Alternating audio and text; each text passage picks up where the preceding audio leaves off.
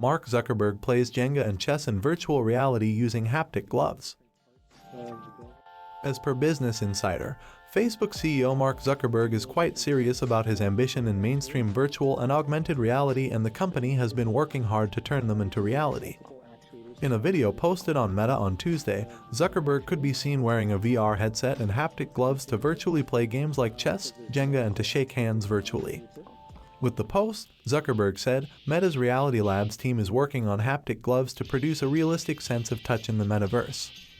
The haptic gloves provide the appearance that you are touching objects in the metaverse by simulating pressure and vibration.